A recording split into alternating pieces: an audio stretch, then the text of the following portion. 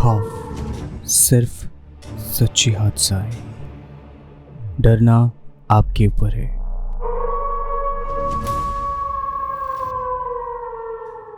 हर सोमवार और गुरुवार की रात के 8 बजे नील के साथ खौफ की रात।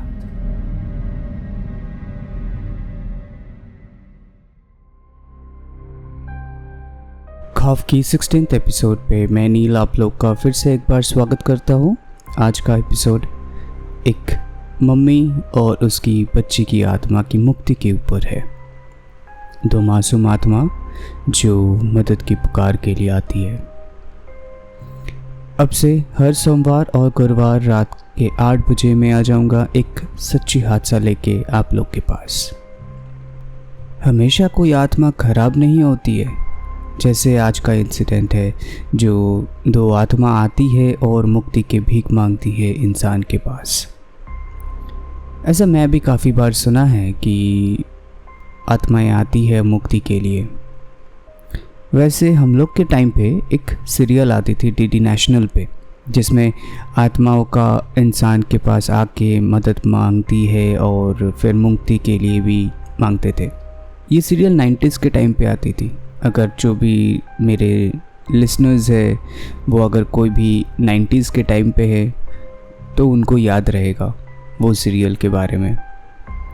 मैं वो सीरियल बहुत देखता था। क्या आप लोग भी देखते थे? कमेंट करके बताइए। आज का हादसा मुझे MP ग्वालियर से भेजा है आदित्य ने। यह हादसा उनकी खुद की बेटी के साथ हुआ था 3 साल पहले, और ये हादसा अभी भी जब भी उनको याद आता है तो उनके ज़मीर काँप उठती है। चलिए तो फिर शुरू करते हैं आज का एपिसोड, मासूम आत्मा की मुक्ति।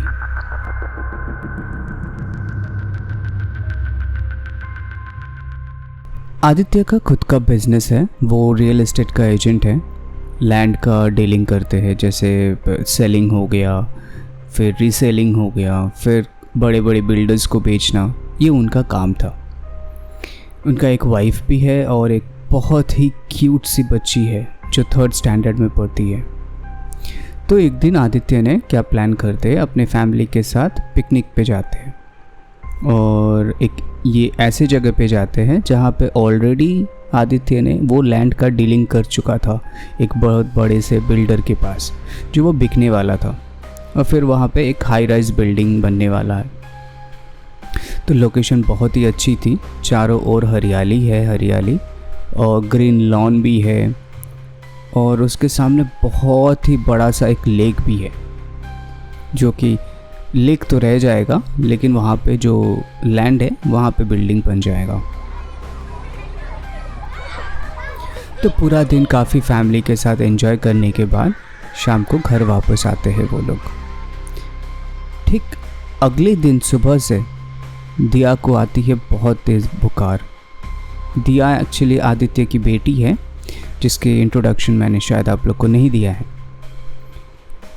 खैर, तो सबको लगा कि दिया स्कूल नहीं जाने के लिए ये नाटक कर रही है, लेकिन जब उसकी मम्मी ने थर्मोमीटर में चेक किया और तब पता चला कि हाँ सच्ची में दिया को तो बुखार है। तो ऐसे करके 2-3 दिन तक बुखार चलते गए। डॉक्टर से भी बहुत कंसल्ट किए, काफ़ी सारे रिपोर्ट भी कराए, लेकिन सारे रिपोर्ट्स नॉर्मल है। आदित्य और उनकी वाइफ तो दोनों ही बहुत परेशान हो गए कि ऐसे कैसे हो सकता है। तो ऐसे करते करते 15 दिन तक चला ये हादसा। रोज़ शाम को ही फीवर आती थी और दिन के टाइम पे तो वो एकदम सही रहती थी, और जैसे शाम होते थे, जैसे 7 साढ़े 7 बज रहे, तभी से उनका बुखार बढ़ते रहते थे, और इतना कि वो मतलब बुखार में पूरा तेज़ जलने लगते थे, ऐसा होता था। तो उस दिन रात को अचानक से शाम के 8 बजे दिया ज़ोर ज़ोर से रोने लगी। उसकी मम्मी तुरंत दिया के रूम पे गई और देखा कि हाँ सच्ची में दिया रोने लगी। तो उसकी मम्मी ने आदित्य को जल्दी से जल्दी बुलाया। तो आदित्य भी देख के भी बहुत परेशान हो गए। फिर दोनों ने मिलके उसको जैसे तैसे करके शांत किया और सुला दिया। फिर ऐसे 1-2 दिन ऐसे ही चलता गया कि वो जैसे शाम के टाइम पे होते थे, फीवर होता था और फिर 8-9 बजे रोने लग जाती थी। ऐसे करके 1-2 दिन गया। फिर तो एक दिन ऐसा हुआ कि आधी रात को दिया उठ के बैठ जाती है और अजीबो आवाज़ में बोलने लगी, जो कि हिंदी तो है नहीं, वो कोई दूसरी लैंग्वेज था। तो उस लैंग्वेज में वो बोल रही थी, लेकिन वो क्या बोल रही थी किसी को समझ में तो आ नहीं रहा था। तो 1-2 दिन ऐसे ही गया कि वो भी आधी रात को ऐसे उठ के बैठ के ऐसे मतलब बोलने, अजीबोगरीब आवाज़ से बोलने लगती थी। तो परेशान हो गए मम्मी, तो बोले कि इसको शायद किसी ओझा के पास लेके जाना पड़ेगा, नहीं तो ये ठीक नहीं होने वाले। तो एक दिन क्या हुआ कि वो वॉचमैन ऊपर आया कुछ सामान देने के लिए, क्योंकि क्या होता है कि बड़े बड़े सोसाइटी में जो लेटर आते हैं, कुछ सामान आते हैं, वो गेट पे छोड़ के चले जाते हैं। तो वही चीज़ वॉचमैन देने के लिए ऊपर आते हैं। तो वॉचमैन आके सुनता है कि कुछ अजीब आवाज़ में बोलने लगते। तो वॉचमैन उनको बोला कि आदित्य को पूछा कि कोई कन्नड़ में कुछ बोल रहे क्या। तो आदित्य ने वॉचमैन को सीधा अंदर लेके आया और बोला, ये मेरी बेटी है, देखो क्या बोल रही है, कुछ समझ में आ नहीं रहा है। वॉचमैन ने बोला, सर ये तो किसी के वश में है, ये बोल रही है वो खुश नहीं है इधर, उनको मदद चाहिए। आदित्य ने फिर वॉचमैन को बोला कि आप बात करो और उससे पूछो कि क्या चाहिए, उसको क्या मदद चाहिए। तो वॉचमैन ने भी वही पूछा कि आपको क्या मदद चाहिए।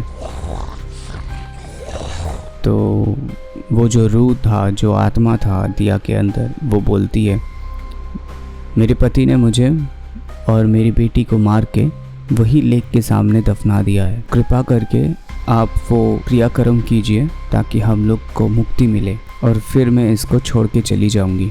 ये सुन के आदित्य ने बोला कि वो ये काम कर देगा, तो आप प्लीज़ चले जाओ यहाँ से मेरी बेटी को छोड़ के। फिर दिया तुरंत ठीक हो गई। फिर भी दिया अकेले डरती थी, कहीं पे अकेले नहीं जाती थी, कहीं पे जाती थी तो हमेशा उसको एक डर सताती थी। तो ऐसे करते करते एक हफ्ता निकल गया और आदित्य भी भूल गए कि उसको वो रूह का काम करना था। फिर एक दिन दिया स्कूल से वापस आ रही थी तो अचानक से एक्सीडेंट हो जाती है उसकी। खुशकिस्मत था कि कुछ ज़्यादा कुछ हुआ नहीं, हल्का सा एक हाथ और पैर में चोट आए। तो उसको घर पे लेके आके पट्टी वट्टी करवा के बिस्तर पे लेटा दिया। वही शाम को फिर से वही आत्मा वापस आती है और गुस्से से बोलती है कि अभी तक तूने मेरा काम नहीं किया ना, अब तो तेरी बेटी को मैं लेके ही जाऊंगी। तो आदित्य ने बोला, नहीं पक्का इस बार मैं आपका वो काम कर लूँगा, पहले मैं आपका काम करूँगा फिर उसके बाद जाके मैं बाकी का काम करूँगा। तो अगले दिन सुबह आदित्य जल्दी से जल्दी जाके और अपने साथ वॉचमैन को ले जाके वही लेक के सामने पहुँचता है और वहाँ पे जाके ज़मीन खोदने लगता है।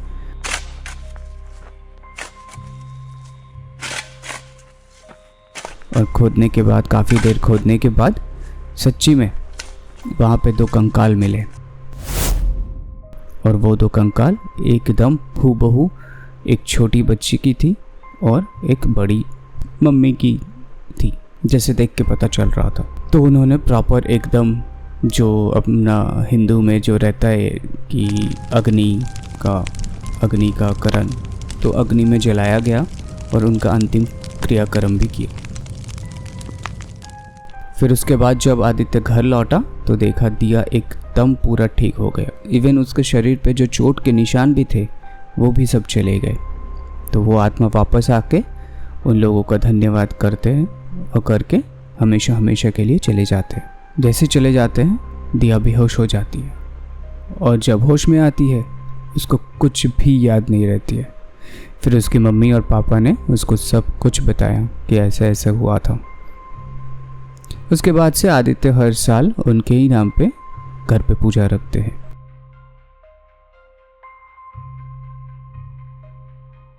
सच्ची में ये हादसा तो कुछ अलग ही थी। ऐसे भी हो सकता है कि आपके साथ भी हो। हमेशा डरना ज़रूरी नहीं होता है कि वो मतलब कुछ आत्मा, कुछ रूह आए तो वो आपका नुकसान ही पहुंचाए। लेकिन ऐसा भी नहीं कि आप उनसे डरे नहीं और उनके साथ कम्युनिकेट करने की कोशिश करें या उनसे बात करने की कोशिश करें।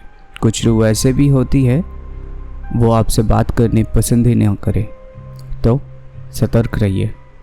ऐसे वैसे जगह पे अचानक से चले मत जाइए। फिर से एक बार आदित्य को बहुत बहुत धन्यवाद कि आपने हमारे साथ आपका एक्सपीरियंस शेयर किए हैं। आप लोग भी हमारे साथ आपका हॉरर एक्सपीरियंस या किसी से सुने हैं वो आप शेयर कर सकते हैं। हमारे ईमेल आईडी है share.trueincident@gmail.com या फिर हमारे फेसबुक पेज पे आप अपनी स्टोरी भेज सकते हैं और इंस्टाग्राम पे भी। फेसबुक पेज का नाम है खौफ स्पेस एफ। खौफ का के कैपिटल में रहेगा और स्पेस के बाद जो एफ रहेगा वो भी कैपिटल पे रहेगा, KHAUFF फिर एफ। और इंस्टाग्राम का पेज का नाम है पूरा ही स्मॉल में KHAUF.FF। अगर ये हादसा आप लोग को अच्छी लगी है तो share with your friends and family और सब्सक्राइब करना मत भूलिए। एंड नोटिफिकेशन के लिए तो आप लोग को पता ही है कि बेल आइकन को प्रेस करना है ताकि सबसे पहले आपके पास नोटिफिकेशन जाए। हर सोमवार और गुरुवार के रात के 8 बजे मैं आ जाऊंगा आप लोग के पास एक सच्ची हादसा लेके। ओके देन, तब तक के लिए बाय, गुड नाइट, शबा खैर, take care and stay safe.